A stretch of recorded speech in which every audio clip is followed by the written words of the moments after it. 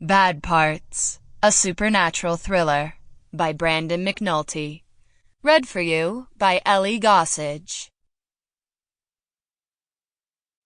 Chapter 1. Mac's eyes snapped open, his mind racing to locate the source of the pain. He found it in his lower back. Millions of buzzing needles pierced his kidneys, delivering stab after stab with the unnatural force he'd been avoiding for decades. Bad as his kidneys felt, they were cozy compared to the splitting itch inside his head, an itch that intensified by the second. If he could have reached inside his skull, he'd have scratched himself brain-dead by now. Then it dawned on him. My traded parts are buzzing. That means I'm outside Hollow Hills. Sure enough, he became aware of a humming motor. He lifted his sweaty head off the back seat and noticed the shadowy outline of a driver. Someone was driving him out of town. In his own Toyota, no less.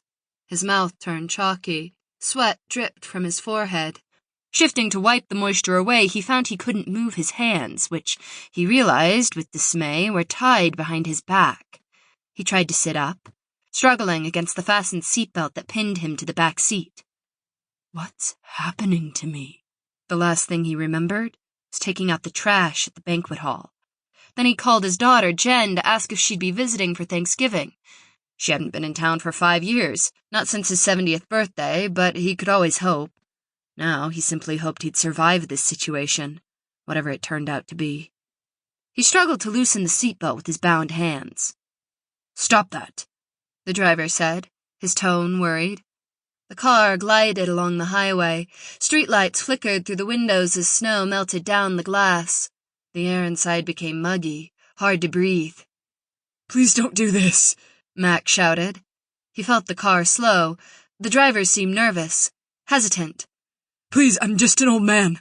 Mac watched an exit sign for Dixon City flash beyond the windshield. That meant they were approaching the edge of the 10-mile zone. "I have a wife, a daughter, grandkid— Ah!" The buzz in his back sharpened to a burn. "Listen," he said, panting. "My kidneys, I know about your kidneys, now shut it." The driver knew. Dear God, chances were the driver wanted Mac's kidneys for himself. The Creek Demon back in Hollow Hills worked like a librarian. It could lend out only one of each body part. Mac had already borrowed both kidneys, and the hippocampus, his brain's short-term memory bank. He would keep the organs until one of two things happened. Either he died, or left the zone. The latter looked more inevitable by the second. He had to stop this. "Call 911. Sample complete. Ready to continue?"